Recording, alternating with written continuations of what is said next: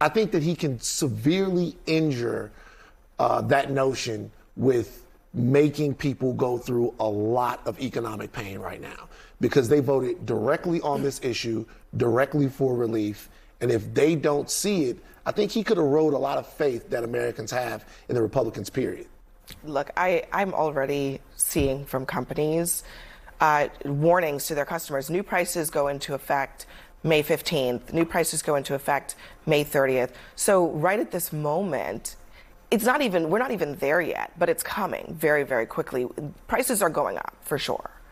I think that the market's going to be the one that tells us what and where that happens with. But I think for the longer term of Trump's economic plan here, you're about to see a little bit of a shift in it right now. Not only because you're hearing about China possibly coming to the table, and the last couple of times that's happened, that has lifted the markets. Any indication a deal could be coming, everybody gets a little excited. But in the Capitol right now, they're going through budget reconciliation. If they get this tax deal done, now I understand they want to do it in one big, beautiful bill, and as the Hill dork I am, I think the fact that you have two budget vehicles available to you gives you double the power and opportunity to get big economic policy done. Everything needs to have a budgetary impact in order to beat the filibuster in the Senate, so it's very close language. So I appreciate the fact that they should use two bills, but they get this tax work done, it will help alleviate the work that needs to get done on trade and tariffs and take some of the pressure off of those points. And it's happening right now in the Capitol, and it's not being discussed about. I don't know. I mean, can I just say I don't buy that?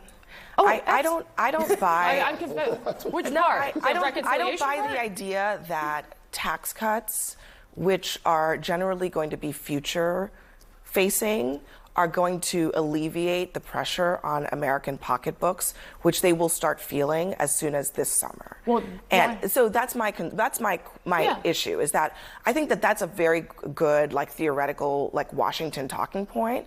But people are going to be going to the store to buy things, or going online on Amazon to buy things, and the prices are going to say double what they were saying before. And I don't think tax cuts is going to have an impact on that anytime in the I will say one thing about tax cuts, though. I will say one thing about tax cuts, though. If those don't get extended, prices will go up for the American people. That will be the largest tax hike on the American people in history. And the people who got the most out of those tax cuts were the middle class. I'm just talking about in the here and now. I think my issue is that basically you're saying to businesses, we're going to keep the status quo, right? Great.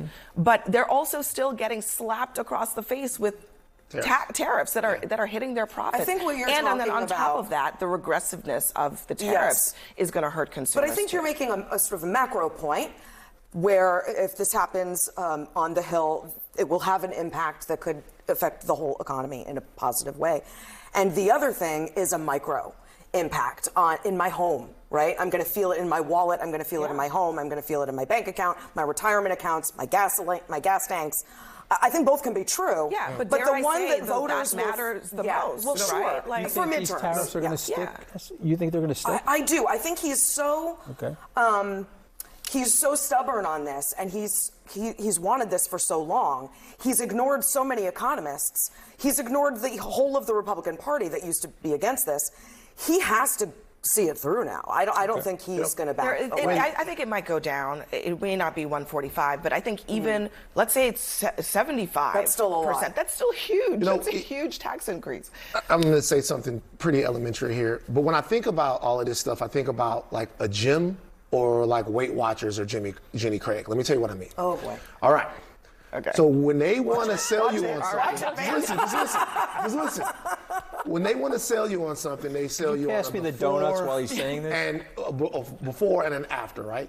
They show you a person, and then they show you how great this person looks. Why do they show you how great the person looks? Because there's going to be a lot of pain that you're going to have to go through to get to where that person is. You're going to have to give up your favorite foods. You're going to have to go to the gym. You're going to have to do all kinds of things that are hard to do, right? The president is telling Americans to do things that are hard to do, but he doesn't have a fully formulated after picture. He doesn't have a picture of the economy or their lives that he can sell to them in a simple and a digestible way that makes someone go, I want to go to the store and pay more for goods. I think that it is worth it, the tariffs or whatever. And the reason why he doesn't have it is because I don't think it can really be articulated in the way that But he he's didn't pointing need out. it. He got voted in without it. Well, he just was- on the promise. Right. Well, yeah. I mean, I would argue he didn't really actually promise this level of tariffs because he didn't. Well, he didn't, yeah. Okay. But I follow you, I got man, you. on there. I'm glad that's Coming up, coming up next. All right, Coming up I don't next want for the us. donuts anymore. That was a pretty good explanation. Up next, Donald Trump picks a fight with Sesame Street with an order to cut federal funds to PBS and NPR. Plus,